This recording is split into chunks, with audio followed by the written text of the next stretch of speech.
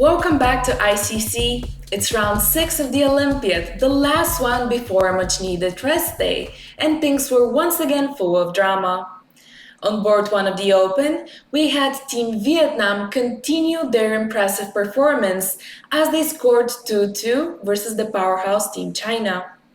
Super GM Quang Liem shocked the World Champion Ding Liren to clinch the victory and equalize the score for Team Vietnam in the last possible minute.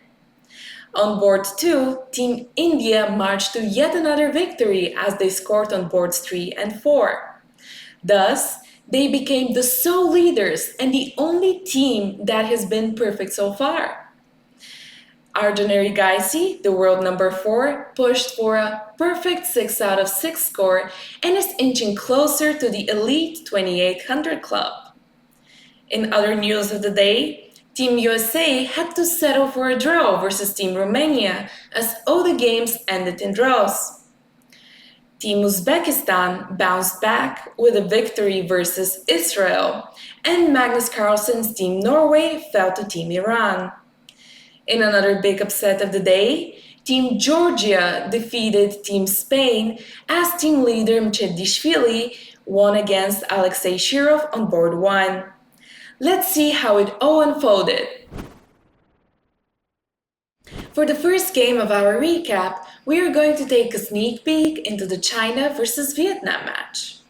Here is Black. We have Super GM Quang Liem as he's pushing for a win against World Champion Ding Liren. But here, Black has to make a decision. Does he take the pawn on f3 or not? Does he protect the d4 pawn or not? Well, the problem is that if Black takes the pawn immediately, let's say king to f3, after rook f5 check, king e3, rook e5, king d3, and rook d5, placing the rook behind the pawn, this position would be a theoretical draw. Knowing his endgames, GM Quang Liem went for a different continuation instead. He played the move rook h2, waiting for white's response and setting up a devious trap. In case of rook takes d4, the game would end on the spot after king e3, hitting both the rook and threatening the checkmate at the same time. Well, Ding Liren is a world champion for a reason, and he doesn't fall for such cheap tricks. So the game continued instead with king to f1. Here, it was finally safe to take the f3 pawn, as after rook takes f5, king e3, rook e5, the black king has a safe space on d2, from where it can support the advance of the d-pawn. The game went on with rook a5, threatening to take the rook with rook a2 and rook takes h2. Rook h1 check, king f2, d3. And now white's big problem is that he is only 2 files away and his checks from the side wouldn't be effective. If instead this was an e-pawn and the king was on the e-file, the position would be an easy draw as white would be able to keep checking the king. However, after d3, this doesn't work here. The white rook simply doesn't have enough space. So the game went on with rook a8, rook h7, preparing to push the white king further away, rook a2 check, king c3, rook a3, king c2, and now we see why the white rook doesn't have enough space. After rook a2, black has the move king b3, and there is no further check on a3. Here in this position, white played the move rook a8, and after rook e7, cutting off the white king, Ding Liren resigned, as there is nothing he can do to prevent the pawn from queening. If he plays the move rook to b8 check, the king would go to c2, and after the other check, we're going to reach another famous position, the Lucena position, which also could have happened in a game from the women's section. Again, here the point is that the only thing that Black needs to win is to get the king out. So in case of Rook c8, he would be able to cover the path for the king after Rook f7 check, King g3 or something, doesn't matter, and Rook f5, preparing the path for the Black king. The game could have ended here with Rook c7, King e2, check, King d3, check, King e3, and if another check, we can finally play King d4, preparing the famous bridge and securing the promotion of the pawn. For the next game of our recap, we are going to take a look at another endgame win, this time from the Hungary versus India match. As white, we have GM Sjugirov, and as black, we have world number 4 Arjun Erigaisi. At a first glance, it appears that everything in the position is fine, that there isn't too much going on, and players will soon shake hands and call it a day, agreeing to a draw. I mean, bishop h4 doesn't even win a pawn for black, because after knight e5, white is able to regain it. Let's say king d5, knight f7, and both sides have 2 pawns each. How could one side win the game, right? Well, wrong. Turns out that the knight on f7 simply doesn't have a way to escape. So the game continued with bishop f6, king d3, king e6, and the knight on f7 is actually trapped. After knight to h6, bishop g5, it has nowhere to move, because if knight g8, king f7 simply picks up the extra piece, and if knight f5, which happened in the game, black can still take g takes f5. There is one last chance for white in this position though. After g takes f5, if black is impatient and takes the pawn right away, the position would actually end in a draw, because here white would be on time to pick up the a pawn. So let's say king c4, bishop e7, king b5, bishop takes a3, and once the king takes the pawn, there is no way for black to win. This is insufficient material. That's why Arjun had something else in mind. He played the move king d5, the only one that keeps the win for black, as the white king is not able to make it to the a4 pawn anymore. After king c3, the game would end after bishop e7, and there is no king b4 in sight. Now, there is one last unlucky detail for white in this position. The a-pawn actually queens on a dark square, and it can be supported by the bishop. If here black had a light-squared bishop instead, the position would be a draw, as this would be a famous fortress, and the a-pawn wouldn't be able to make it all the way to the first rank.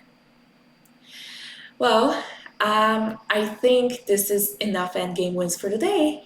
So for our next one, we're going to have a look at a stunning combination. Let's jump in. I promised a stunning combination, so here we are looking at the game Maxim Rodstein versus Nodirbek Abdusattorov from the Israel versus Uzbekistan match. Here, white's last move has been queen g3, hoping to put something in the way of the opposition of the black queen and the white king.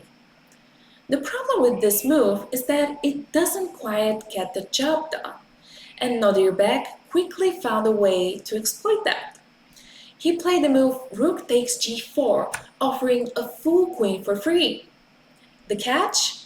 Well, white simply cannot afford to take it, because after queen takes c7, knight f3, king h1, and rook d1, this would be a forced checkmate. That's why the game saw a different continuation, as white decided to accept the exchange sacrifice instead. H takes g3. Well, what is black's point? Why did he sacrifice in exchange? The white king still appears to be relatively safe, and is anything gonna happen? Well, turns out that Notterbeck had seen a move further, and he played the move knight f3 check. The game continued with king h3, and here we have the crowning move of the combination, queen f7. Notterbeck's point is that in case the white rook moves, let's say rook b6, the game would end immediately with another rook sacrifice, rook h5, and after g takes h5, queen h5, there would be a mate on the next move. In a fit of desperation, Maxime here played the move queen b8 check, but after king h7, he found nothing better and chose to resign instead. I believe this is a beautiful spot to end our overview of the open section, and let's jump to see how the ladies did. In the women's section, it was another rough day for China as they suffered defeat at the hands of Team Poland. The hero of the day was international master Olivia Kiolbasa, which famously scored 9 out of 9 wins at the last Olympiad. On the top board, Team India put an end to Team Armenia's winning streak as they won the match 2.5, 1.5. On board 3, young star Divya Deshmukh dazzled as she is now on 5.5 out of 6 points. The high-flying Mongolian team also stumbled today as they suffered defeat at the hands of second seed Team Georgia. This left Team India alone at the top with only 5 rounds left to go. Still, it is not yet time for celebrations. Teams USA, Ukraine, and Azerbaijan all won, and they are hot on the heels of the leaders. Let's check out the best of today's action. We are going to begin our overview of the women's section with the game that decided the China vs Poland match. Here as white, we have international master Olivia Kiolbasa, and as black, we have international master Gukesh.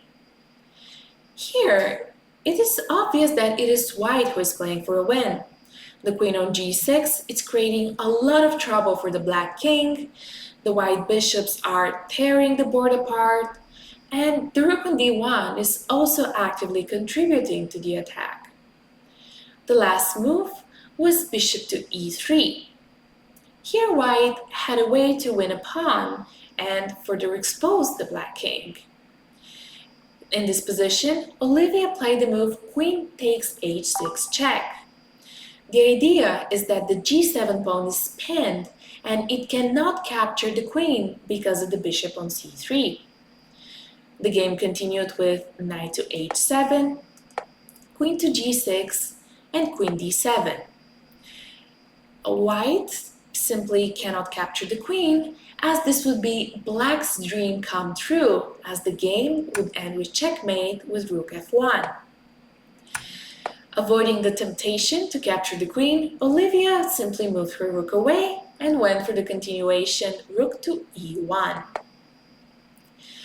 Guo insisted on having her bishop taken, and she played the move rook to f2, striving for the initiative. The problem with this move is that all the complications are usually in the side that has better placed pieces, and here it is definitely white who has the superior pieces.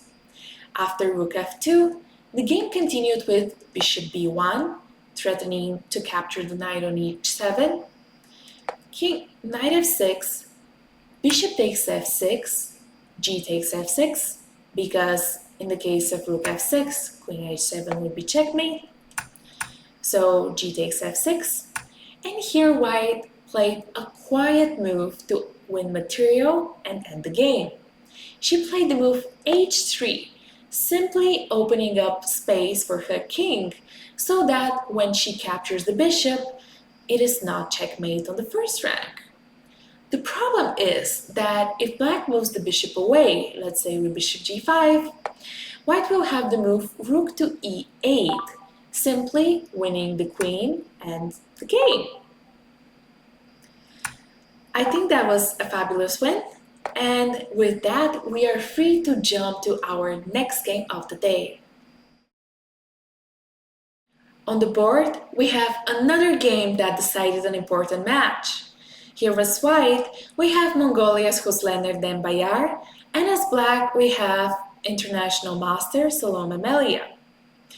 The score at this point is 1.5, 1.5, and it is up to this game on how the match will end. At this point, white has the advantage as she has a full exchange-up. However, the position is tricky to convert because all the white pieces are rather passive. The bishop on b3 is not doing anything, the rook is stuck on b1 defending a pawn, the white king is all the way back to h1, and we really cannot win the game with such poorly placed pieces. That's why, in this position, seeking piece activity, the player with white went for the move bishop c4, attacking the rook. She was counting on the fact that in case of knight takes c4, rook takes c4, knight d2, she would have the resource rook c2, pinning the knight. And then in case of simplifications with knight b1, rook e2, white would be completely winning, as she has a pawn that simply marches to queen. However, she missed out an important detail. Black didn't have to take on c4 in order to play knight d2. So she actually seized the chance and played the move rook to d2 with the same idea that in case of rook takes d2, knight to d2, this would be a double attack, and after rook c1, black would be able to capture the bishop. Here, it is already black who has the upper hand as she has two minor pieces for the rook. And in this position, white doesn't have a chance. I mean, it is simply way too much. Seeing all of this, the Mongolian player decided to give back the exchange and played the move rook to e4. After knight to e4, the passivity of the white pieces decided the game, as it was no longer white who had any chances to play for a win. She was really struggling for a draw from the rest of the game. Unfortunately for Team Mongolia, Salome Melia made no mistake, and the ending position was completely winning for black. After knight f3, black threatens to queen the pawn on g1, and it is not possible to take it with king g2 due to the double attack with knight e1 picking up the bishop. This was a heartbreaking loss for Team Mongolia, but we hope they manage to recover, and we will wish them luck in their remaining rounds. Let's jump to the final game of the women's section recap. The last game I want to show you today is from my friend and extremely talented player, international master Tsolakidou. Stavi has always been an incredibly gifted tactician, and she came to prove it once again with this game. In this position, she went for the queen sacrifice, queen takes b5, correctly counting that her attack would be too strong for white to handle. After a takes b5, rook takes a1, white was faced with a rather unpleasant choice. She had to either go for bishop e1 or for bishop c1. In the case of bishop e1, the game would have ended after knight d3, attacking the bishop, and in the case of bishop d3, black would win the queen and be completely winning up material. That's why white tried to salvage what is left of her position, and she played the move bishop c1. Nonetheless, knight d3 followed, and here white was forced to try and look for an escape for her king. That's why she played the move f3, blocking the diagonal of the bishop and opening up the g2 square for the king. The game went on with rook takes c1, king g2, knight f4, including each and every piece into the attack, king h1, knight d5, why not go for some pawn grabbing too, queen d2, including the dark squared bishop, bishop d4, it has time to shine, has come too, rook g2, and just take a second to appreciate all the black pieces in the center, and all of them are kind of hanging. Isn't this beautiful? Anyway, the game continued with bishop e3, chasing the queen away, and here actually white decided to surrender the queen. The problem is that queen a5 wouldn't help much either, as after knight f2, king h2, bishop f4, rook g3, again, the black position is totally winning. She doesn't even have to capture the rook. She can simply move away with bishop f5, and everything here on the king's side is going to inevitably fall apart. That's why she preferred to try her chances with bishop takes d3. But in this position, black doesn't even have to recapture the queen right away. And instead, Spavi played the move c takes d3.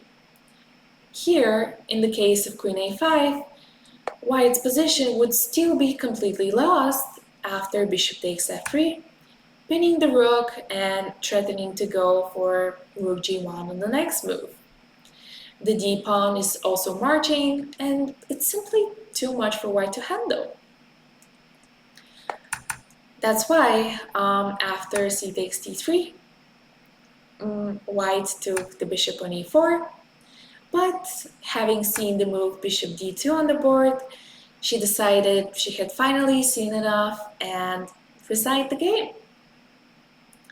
I believe this is a beautiful win and a beautiful spot to end our recap of round 6. Thank you all for watching. Don't forget to like and subscribe, and see you next time here on ICC.